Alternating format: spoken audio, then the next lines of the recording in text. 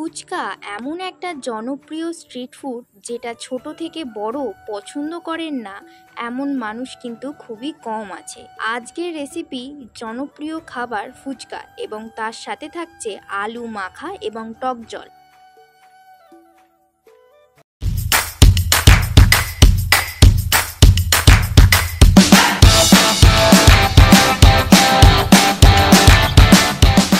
ফুচকার ডো মাখার জন্য এখানে আমি একটা ছোট সাইজের কাপ নিয়েছি, যেটার হাফ পরিমাণ আমি সুজি নিচ্ছি। তো আমার কাছে যেহেতু নির্দিষ্ট কোনো মাপার জিনিস নেই, তার জন্য আমি একটা কাপই ইউজ করছি এখানে।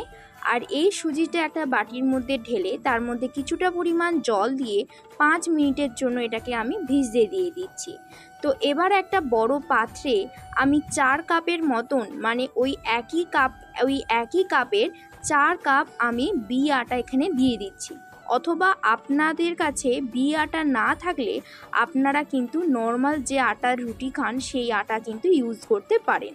আর এখানে হাফ কাপের মতন ময়দা দিলাম, যদিও বা বি আটাতে ময়দার কোনো প্রয়োজন পড়ে না এখানে, তাও আমি দিয়েছি। আপনারা বি আটা দিয়ে করলে ময়দাটা স্কিপ করে দিতে পারেন। আটা আর ময়দার মিশ্রণটাকে ভালো করে আমি আগে মিশিয়ে নিচ্ছি। এবার যে আগে থেকে সুজিটাকে ভিজিয়ে রেখেছিলাম, সুজিটা কিন্তু দেখতেই পাচ্ছেন পুরোপুরি ভিজে গেছে, মানে জলটা পুরোটা সোক করে নিয়েছে। এবার ওই সুজির মিশ্রণটা কিন্তু আমি এই মিশ্রণের মধ্যে দিয়ে দিলাম। এবার এটাকে ভালো করে মিশিয়ে নেব যতক্ষণ না একদম পুরো শুকনো হয়ে যাচ্ছে। এখানের প্রত্যেকটা জিনিস কিন্তু সমানভাবে আমার মেশানো হয়ে গেছে। এবার আমি পরিমাণ মতন জল দেব আর ডোটা কিন্তু তৈরি করে নেব। এই ডোটা কিন্তু খুব একটা শক্ত হবে না, একটু নরমই থাকবে। আর এই ডোটা কিন্তু মেখে আমি 2 ঘন্টা রেখে দেবো। মানে বুঝতেই পারছো যে সকালবেলা জিনিসটা তৈরি করে নিলে তবেই কিন্তু তোমরা বিকেলবেলা একদম মুচমুচে ফুচকা খেতে পারবে। তো এখানে দেখতেই পাচ্ছ আমার ডোটা অলরেডি মাখা হয়ে গেছে। আর আমি একবার তোমাদেরকে দেখিয়ে দিচ্ছি ডোটা কতটা কিন্তু নরম হয়েছে। তো এবার একটা ঢাকনা দিয়ে আমি এটা 2 ঘন্টার জন্য রেস্টে দিয়ে দেবো। তোমরা চাইলে এখানে কিন্তু ভিজে ন্যাকড়া দিয়েও রাখতে পারো। তো 2 ঘন্টা পর আমরা দেখো আবার চলে এসেছি। এবার কিন্তু মা হাত লাগিয়েছে, প্রথমেই বলে দিলাম।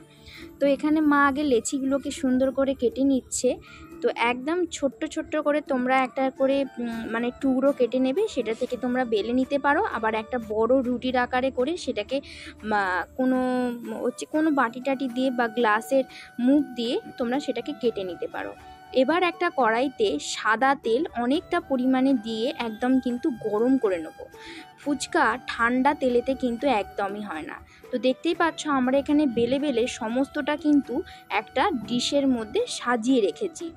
এখানে একটা ছোট্ট টিপস, ফুচকাটা আমরা ঠিক যেই দিকে রেখেছিলাম, মানে যেই সাইডটাতে একদম ডিশের মধ্যে রেখেছিলাম, ঠিক সেই সাইডটাই কিন্তু তেলের মধ্যে দেবো, নালে কিন্তু একটা ফুচকাও ফুলবে না। তো দেখতেই পাচ্ছ তেলে দেওয়ার সাথে সাথে ফুচকাগুলো কিন্তু পুরো বলের মতন ফুলে যাচ্ছে। এটা কিন্তু তোমাদেরকে অবশ্যই মনে রাখতে হবে।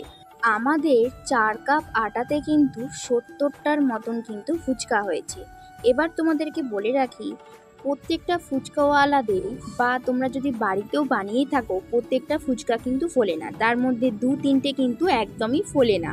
তো সেইগুলো দিয়ে তোমরা কিন্তু পাপড়ি চাট বা চুরমুর করে কিন্তু খেতে পারো। ফুচকা ভাজার পরে কিন্তু একটু হলেও নরম থাকে। এবার তোমরা যদি দোকানের মতন একদম কুড়মুড়ে খেতে চাও, তো সেই ক্ষেত্রে তোমরা করতে পারো যে রোদটা হয়, রোদেতে তোমরা দিয়ে দিতে পারো, তাতেতে একদম কিন্তু দোকানের মতন কুড়মুড়ে হবে। আর সেটা যদি না করতে পারো তাহলে 100 ওয়াটের যে বাল্ব হয় বা 50 ওয়াটের যে বাল্ব হয় সেটার নিচে তোমরা কিন্তু রেখে দিতে পারো, সেটাও কিন্তু দোকানের মতন একদম কুড়মুড়ে হয়ে যাবে।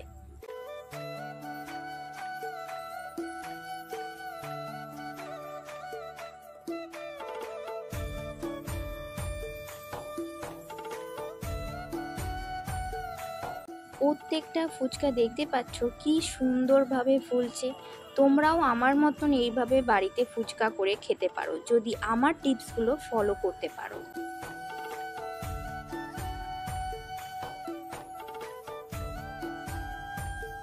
ফুচকা তো রেডি, এবার তার সাথে টক জলটা তো বানাতে হবে। তো এখানেই প্রথমে দেখো আমি পাকা তেঁতুলটাকে জল দিয়ে একদম কিন্তু ভালো করে মেখে নিচ্ছি। নিয়ে তারপরে যে বীজগুলো থাকবে তেঁতুলের সেগুলো আমি কিন্তু ফেলে দেবো।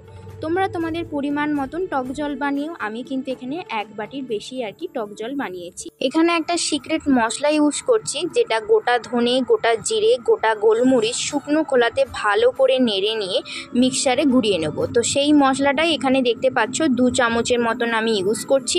আর এই মশলাটা আমি আলু মাখাতেও দেবো এবং জলেতেও দেবো, যার স্বাদ কিন্তু অতুলনীয় হবে। এবার দিয়ে দিচ্ছি 1 চামচের মতন বিট লবণ আর 1 চামচ রেগুলার লবণ, 1 চামচের মতন শুকনো লঙ্কার গুঁড়ো আর তার সাথে আর একটু। তো নুনটা এখানে আপনারা পরিমাণ মতনই দেবেন। প্রত্যেকটা মশলা লবণ সমস্ত কিছু কিন্তু জলের সাথে ভালো করে কিন্তু মিশিয়ে নেব। আর জলের কালারটা দেখে নিশ্চয়ই বুঝতে পারছেন যে কতটা টেস্টি হবে। তো এবার এখানে আমরা ইউজ করব গন্ধরাজ লেবু। আপনাদের কাছে গন্ধরাজ লেবু না থাকলে আপনারা পাতিলেবু ইউজ করতে পারেন, বাট ফুচকার ক্ষেত্রে কিন্তু গন্ধরাজ লেবু দিলে তার টেস্ট কিন্তু আরও ভালো হয়। তো এখানে গন্ধরাজ লেবু ভালো করে একদম চিপে নিচ্ছি। একটা গোটা লেবুর আধখানা আমি কেটে নিচ্ছি, যেহেতু লেবুটা অনেকটাই বড়, এবং তার সাথে 2টো স্লাইস করা লেবুও দিয়ে দেবো যাতে গন্ধটা আরও ভালো হয়। তো আমাদের ফুচকার টক জল কিন্তু একদম রেডি হয়ে গেছে। কারা কারা এখনও লোভ সামলে রাখতে পেরেছেন অবশ্যই কিন্তু কমেন্টে জানান। তো এবার ফুচকার আলুটা মাখিয়ে নেব। এখানে একটা ছোট্ট টিপস, যখন আলুগুলো সেদ্ধ করবেন তখন কিন্তু খোলা সমেতই সেদ্ধ করবেন, সেক্ষেত্রে আলুটা কিন্তু আরও ভালো হয়। তো এরপর আলুর খোসাটা ছাড়িয়ে নিয়ে ভালো করে ম্যাশ করে নিয়েছি। এবার দিচ্ছি আমি পাকা তেঁতুলের পাল্প। পাকা তেঁতুলের মধ্যে একটুখানি জল দিয়ে সেটাকে পাল্প হিসাবে বের করে নিচ্ছি এবং তার বীজগুলোকে আলাদা করে দিচ্ছি। এর মধ্যে এবার সেই সিক্রেট মশলাটা দিয়ে দিচ্ছি, যেটা শুকনো খোলাতে আমি ভালো করে নিয়েছিলাম। তো এরপর একটুখানি শুকনো লঙ্কার গুঁড়ো দিচ্ছি, এরপর একটুখানি রেগুলার নুন দিচ্ছি, সব কিন্তু আমি পরিমাণ মতনই দিচ্ছি। আর সামান্য একটুখানি বিট লবণও কিন্তু দিলাম, এটা স্বাদের জন্য। আর অনেকটা পরিমাণে কাঁচা লঙ্কাটা আপনারা কিন্তু দেখে দেবেন, কারণ অনেকেই ঝাল খেতে পছন্দ করেন, আবার অনেকেই ঝাল খান না। তো এরপরে আমি ভিজিয়ে রাখা কাঁচা ছোলা দিচ্ছি, এতে কিন্তু স্বাদটা আরও দ্বিগুণ হয়ে যায়। এরপর সেদ্ধ করা মটরও দিয়ে দিচ্ছি। মটর, কাঁচা লঙ্কা, এই ছোলাগুলো আপনারা কিন্তু নিজেদের পরিমাণ মতন দেবেন, মানে যতটা আলু ঠিক তার পরিমাণ মতনই দেবেন। এবার আমি হাত দিয়ে ভালো করে কিন্তু এটা পুরোটা মিশিয়ে নেব। প্রত্যেকটা আলু যেন একদম ভালো করে মাখানো হয়।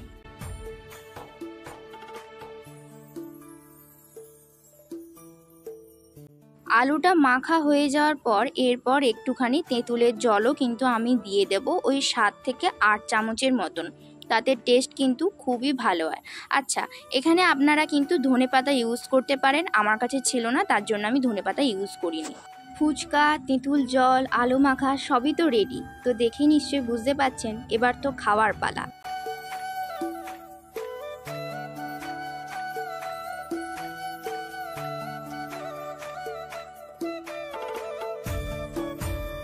প্রত্যেকটা ফুচকা কিন্তু খুব সুন্দর ফুলেছে।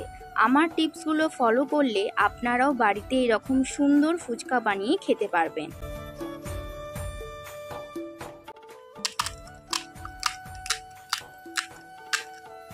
ফুচকাটা কত সুন্দর মুচমুচে হয়েছে সেটা নিশ্চয়ই আওয়াজটা শুনেই বুঝতে পারলেন।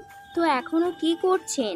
যান চট জলদি ফুচকা বানান আর বাড়িতে বসেই ফুচকা এনজয় করুন। তো আজকের ভিডিওটা কেমন লাগলো অবশ্যই কিন্তু কমেন্টে জানাবেন। ভালো লাগলে একটা লাইক করে দেবেন। সবাই ভালো থাকবেন, সুস্থ থাকবেন। বাই।